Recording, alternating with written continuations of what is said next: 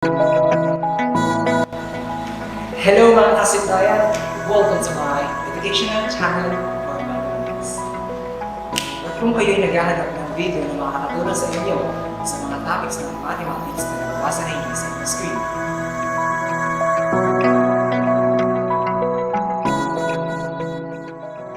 well, nasa tamang video kayo. Pero bago ang lahat, pakiclick muna yung subscribe button sa baba ng video na ito. At kung hindi nyo naman nagawa, let me show you the mathematic process in 3, 2, 1. Let's go!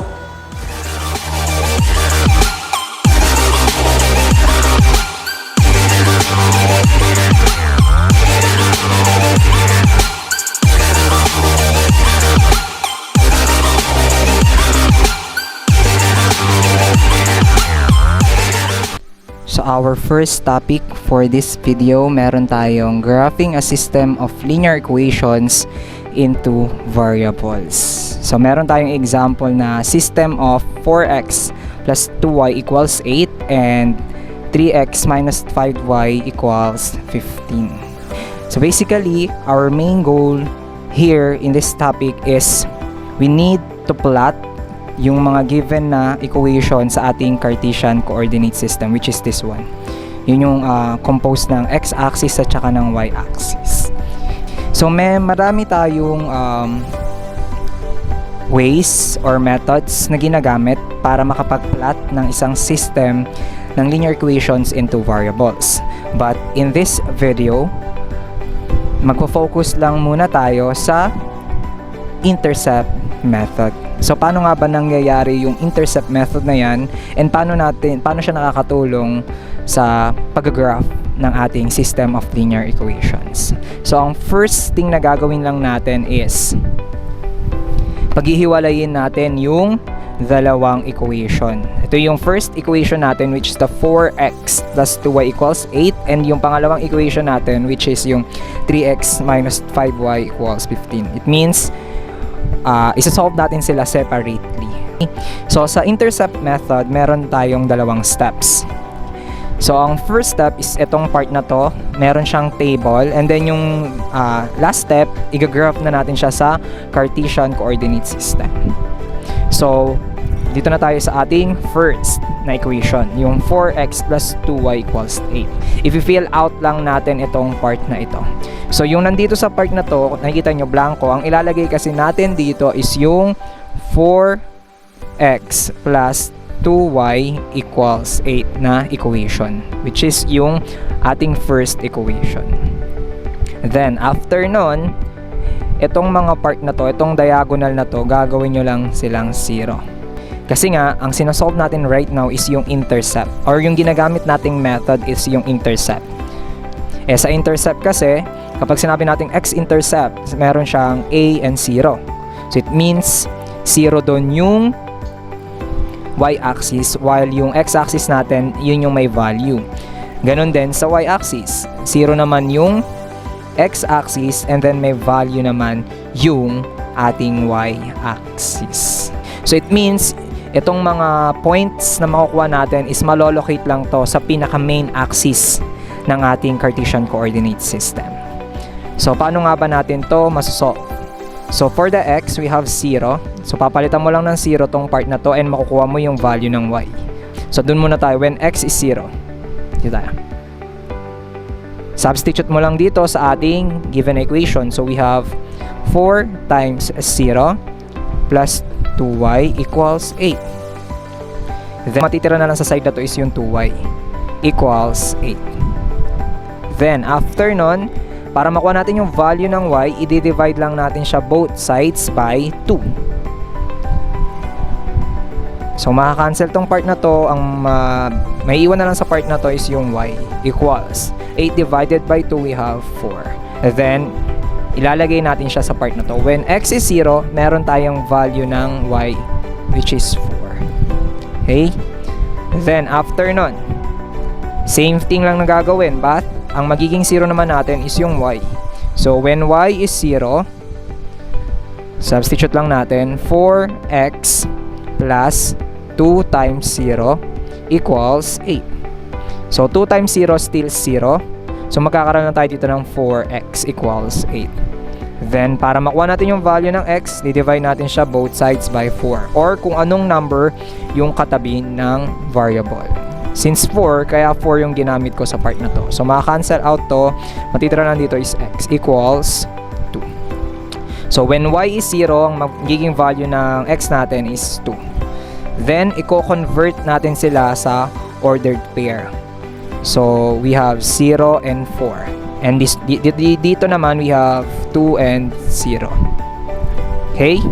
So meron na tayong dalawang points na pwede nating malocate sa ating Cartesian coordinate system. Okay, which is yung 0, 4 and yung 2, 0. So proceed na tayo sa step number 2 once natapos nating i-fill out yung table na meron sa step number 1. Okay. So focus na tayo ngayon kay Cartesian coordinate system. 0, 4. Okay? 0, 4. So matatagpuan natin siya sa y-axis. So from dito 0. Okay, wala tayong bibilangin sa x-axis since 0 yung value ng x-axis. So kay y lang tayo magbibilang. So since positive, bibilang tayo ng 4 na units pataas. So 1, 2, 3, 4. Andito yun. Nandyan yung part na yun. Then, yung 2, 0. Highlight ko lang tong point natin dito. Yan. So 2, 0. So it means hindi tayo magbibilang ng value or ng units kay y-axis. Focus lang tayo kay x-axis. Positive, so dito tayo sa right side. So 0, 1, and 2. So dito matatagpuan yung 2 and 0. And dito naman matatagpuan yung 0 and 4. And then after nun, after nating malocate yung mga points na yon, i-connect lang natin sila ng isang straight line. Okay, since linear equation, obviously, ang magiging graph neto is a straight line. So, pagka-connect niyan, yan. So, ito yung graph ng equation na 4x plus 2y equals 8. So, tapos na tayo sa first equation. Isa-solve na natin ngayon is yung second equation. So, same thing na gagawin. First, i-fill out muna yung sa step number 1. And then, after nun, pag nakuha na natin yung mga ordered pairs, ipa-plot or ilo-locate natin siya doon sa Cartesian coordinate system. So, ang ilalagay natin sa part na to, yung pinaka-given na equation. So, 3x minus 5y equals 15. Then, isi-zero natin tong part na to. So, always naka-zero tong part na to. Given na yon. Kasi nga, ang ginagamit nating method is yung intercept 1. Then, after nun, when x is 0, kailangan makuha natin yung value ni y. So, ang gagawin natin is substitute lang natin yung 0 dito sa ating given na equation. So, we have 3 times 0 minus 5y equals 15. 3 times 0, 0 pa din. So, ang matitira sa part na to is negative 5y equals 15. Then, para makuha natin yung value ng y, i-divide natin both sides by negative 5 or kung anong number yung kadikit ng variable. So, negative 5, cancel out. Ang matitira is y. So, pag dinivide natin yung 15 sa negative 5, magkakaroon tayo ng negative 3. So, ang value ng y natin when x is 0 is negative 3. So, when y is 0 naman, substitute lang natin para makuha natin yung value ng x. So, 3x minus 5 times 0 equals 15. So, magiging 0 tong part na to. So, ang matitira dito sa left side, 3x na lang, equals 15. So, para makuha yung value ng x, divide both sides by 3 or kung ano yung katabi ng variable na x. Cancel out yung 3. So, ang matitira is x. 15 divided by 3, we have Exactly 5. So ilalagay natin dito yung 5. So kapag yung y natin is 0, ang value ng x natin is 5. Then, ko-convert natin itong part na to sa ordered pair. So dito sa part na to, we have 0 and negative 3. Dito naman, we have 5 and 0. So right after nating makuha yung mga ordered pairs na yan, proceed na tayo sa Cartesian coordinate system, which is yung step number 2. So ilolocate natin yung mga nakuha nating ordered pairs. Okay, so first one, we have 0 and negative 3. So 0 yung x-axis, so focus tayo kay y-axis. So 3 units pababa. So 0, 1, 2, 3. Dito malolocate yon. So dito nalolocate yung 0 and negative 3. Next, yung 5, 0. So 0 si y-axis, so focus tayo dito kay x-axis lang. So 5 units papuntang right side. So 0, 1, 2, 3, 4, 5. So nandito malolocate yan. And lalagyan natin yung name niya na 5, 0. So ang last thing na gagawin, i-connect lang sila ng isang straight line. So once na na-connect na natin sila ng straight line, therefore itong graph na ito is graph ni 3x minus 5y equals 15. Okay? Pero hindi pa tayo tapos. Since system nga sila, ito yung graph ni equation number 1. Ito yung graph naman ni equation number 2. Since system nga sila, i-combine natin yung dalawang graphs na to sa isang Cartesian coordinate system. Okay? So, babalik tayo dito sa part na to. Iga-graph natin ulit itong mga part na yan. Yan. So, for this one, ang nakuha nating mga points, i-rewrite ko lang. We have 0, 4 and 2, 0. And for this one naman, ang mga nakuha nating points, we have 0, negative 3 and 5, 0. Yan. So, i-graph ulit natin sila dito naman sa pinaka Cartesian coordinate system natin para makita natin kung ano nga ba yung graph ng system of linear equations in two variables. So, first, ito muna, 0, 4.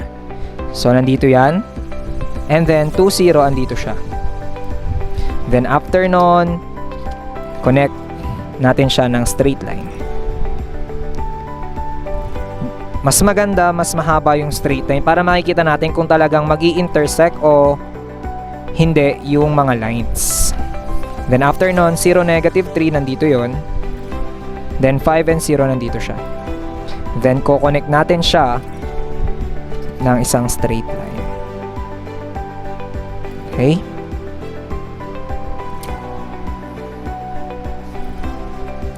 So ito yung first equation natin. Ito yung graph ng first equation and then ito naman yung graph ng second equation. And that's it. Ganyan mag-graph ng system of linear equations in two variables sa Cartesian coordinate system. For our second topic, we have categorize when a given system of linear equations in two variables has graphs that are parallel, intersecting, and coinciding. Okay, but before tayo mag-proceed sa mga given system natin, let us first be familiar sa type ng system na ito. So we have three types of system. First one, we have inconsistent. So pag sinabi nating inconsistent, ito yung graph or makakapag-produce siya ng lines na parallel to each other. Okay, so ito yung inconsistent one. So, makikita ninyo, meron ditong dalawang lines na nakaparallel to each other.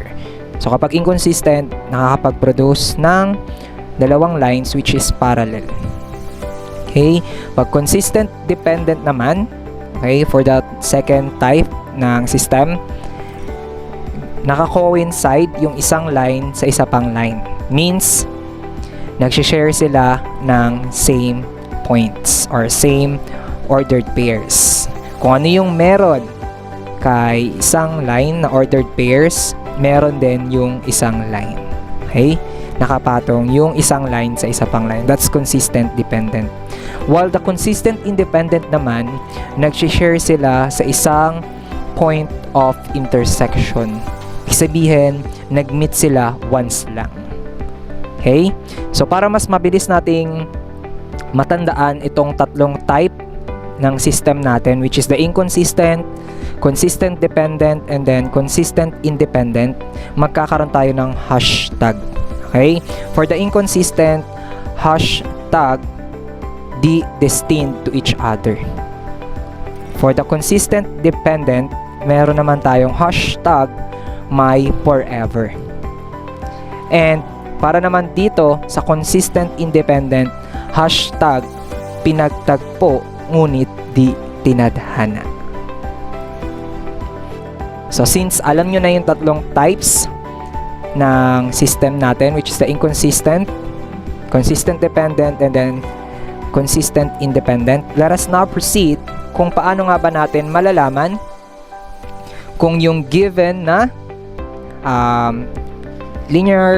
yung system of linear equations in two variables ay makakapag-produce or nagpo-possess ng mga lines na yan, kung parallel, intersecting, or coinciding.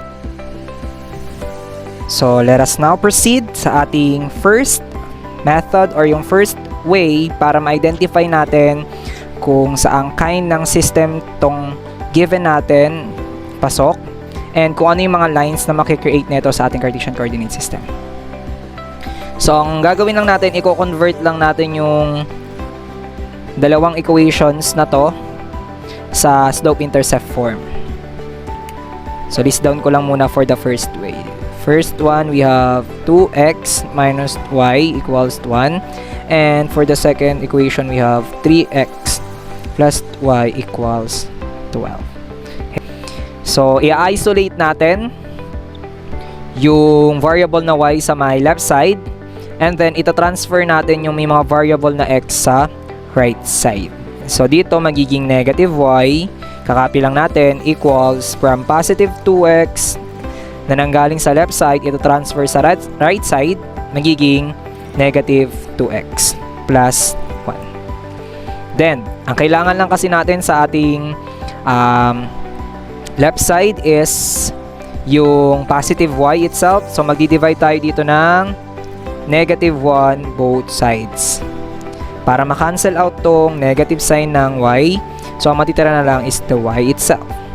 So, negative 2x divided by negative 1, magkakaroon tayo ng positive 2x. So, positive 1 divided by negative 1, we have negative 1.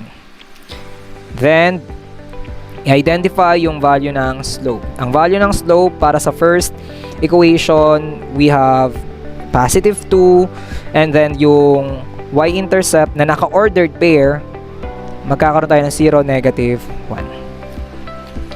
Now, proceed sa second equation. We have 3x plus y equals 12.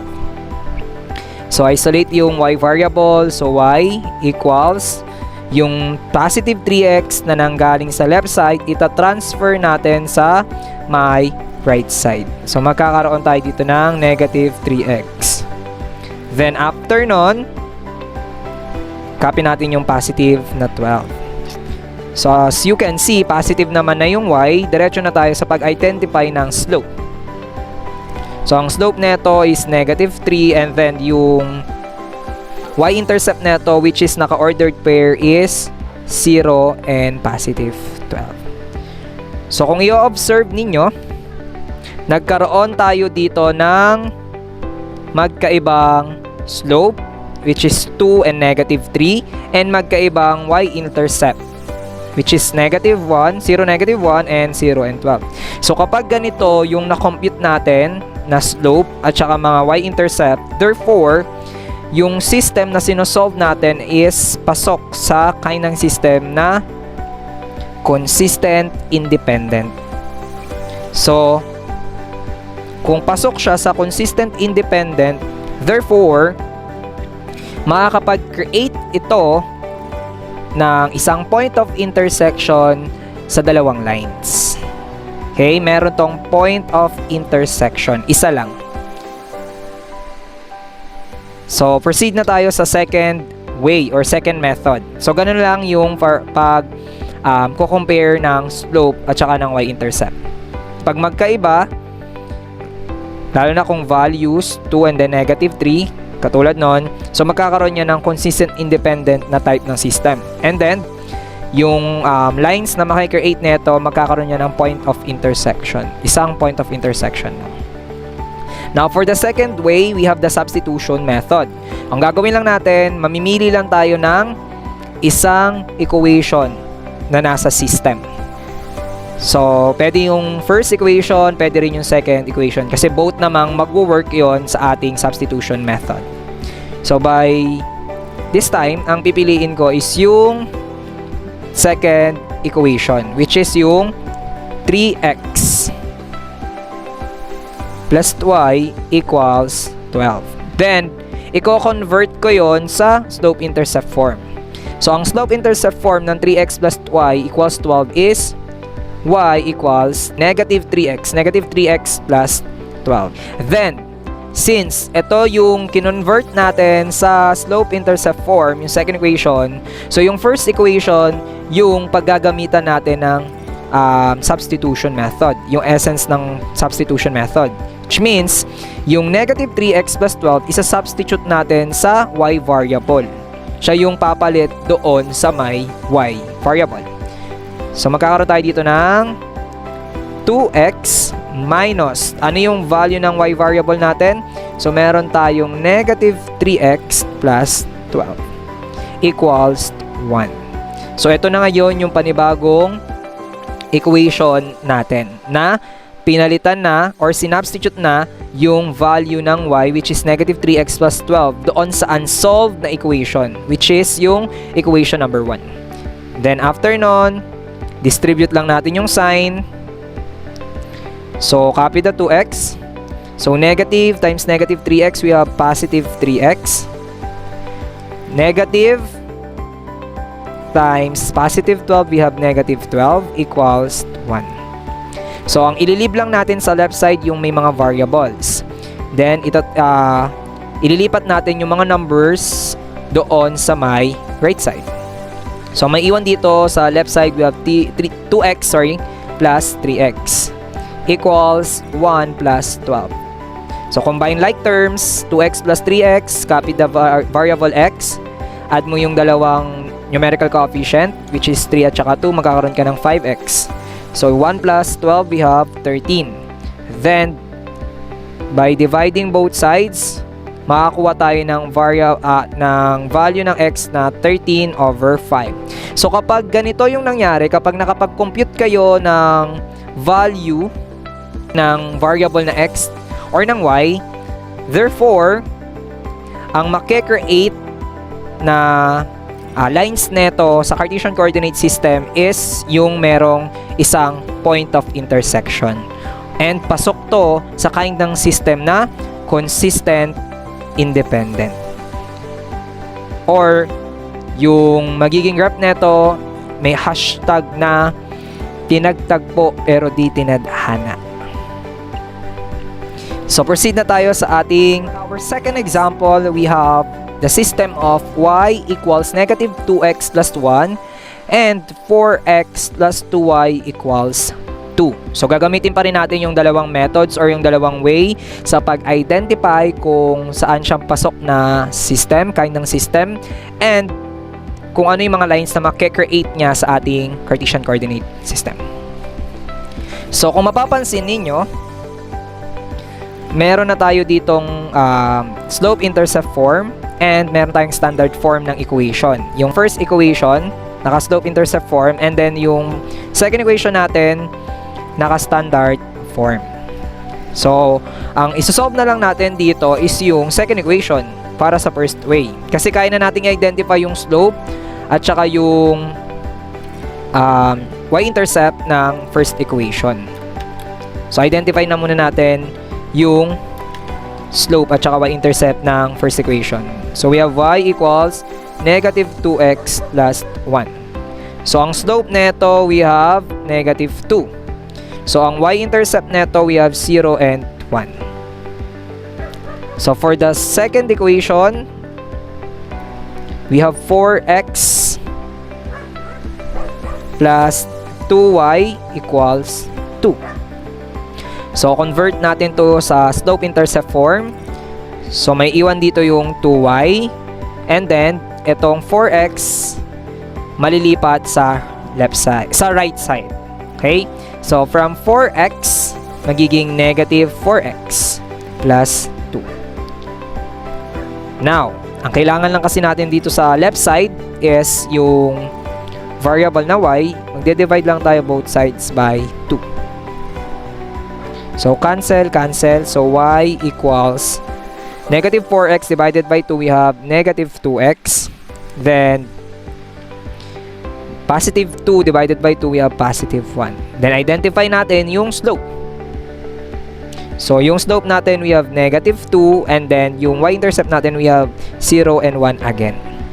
So, kung mapapansin ninyo, meron tayong same na slope, which is negative 2 and negative 2 sa first equation and then second equation. And then, ganun din sa y-intercepts. We have 0, 1, 0, 1. Para sa first equation and then the second equation. So, kapag ganito yung nangyari, or ganito yung na-compute ninyo sa mga sa slopes at saka sa y-intercept, therefore, itong example na to is pasok sa consistent dependent na type ng system. Then, yung lines na makikreate netong system na to is coinciding to each other. It means, nagsishare sila sa parehas na ordered pair. Magkasama sila sa isang ordered pair. So, kung ano man yung mga ordered pairs ni line 1 or ni equation number 1, ganun din yung mga ordered pairs ni line 2 or yung equation number 2. So, naka-coincide yung line to each other.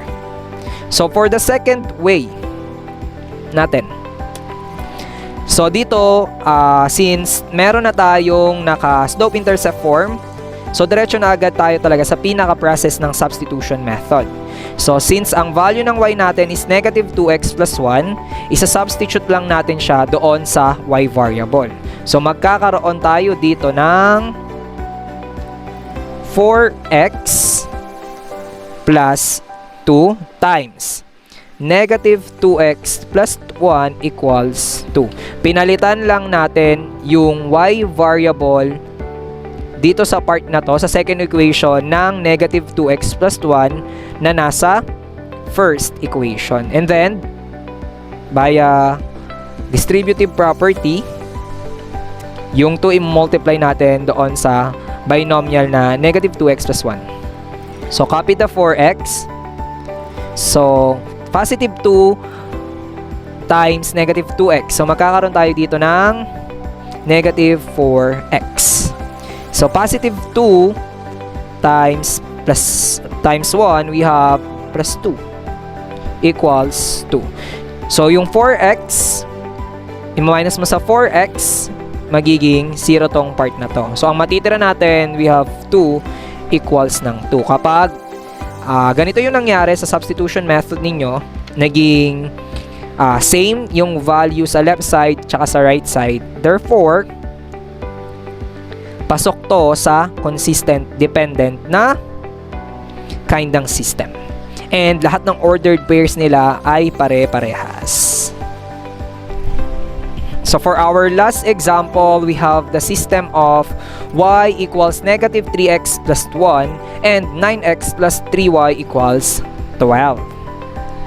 So dalawa pa rin yung methods na gagamitin natin. First method, identify lang muna natin yung mga slopes tsaka yung y-intercept. So since yung first equation natin is naka-slope-intercept form na, i-identify na lang natin yung slope natin tsaka yung y-intercept. So, yung slope neto, we have negative 3, while the y-intercept, we have 0, 1.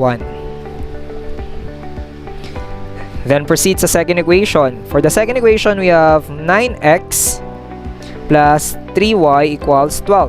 Convert sa slope-intercept form. So magkakaroon tayo ng 3y dito sa left side, and then magiging negative 9x, yung 9x na nasa left side dito sa right side, then plus 12. So para masatisfy natin yung sa slope-intercept form, di-divide lang natin to both sides by 3. So makakancel tong part na to, so y equals negative 9x divided by 3, we have negative 3x. So positive 12 divided by 3, we have positive 4. Then identify the slope at saka yung y-intercept. So the slope is negative 3, and then yung y-intercept natin, we have 0, 4.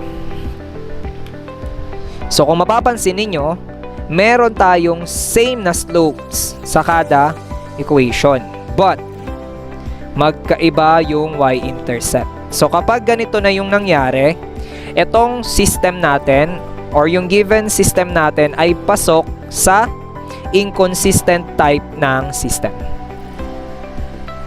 Means, makakapag-create to ng lines na parallel to each other. Hindi sila magmi-meet. Hashtag, di sila destined to each other. So now, let us proceed sa ating second method, which is the substitution method. So kagaya nung sa second example, sa substitute lang natin to sa y variable na nasa second equation. So copy yung 9x plus 3 times negative 3x plus 1 equals 12. Then distribute lang natin yung part na to na nasa loob ng parentheses. So 9x positive 3 times negative 3x, magkakaroon tayo ng negative 9x. Positive 3 times natin sa positive 1, magkakaroon tayo ng positive 3 equals 12. So, combine like terms. So, yung 9x minus 9x magiging 0. So, matitira sa side na to is 3 equals 12. So, kapag ganito naman yung nangyari sa ating substitution method, hindi sila parehas, both sides. Therefore, pasok to sa inconsistent type ng system. Or yung makikreate netong line sa ating Cartesian coordinate system is parallel lines. At dito naman nagtatapos ang ating educational video sa mga topic ng mathematics na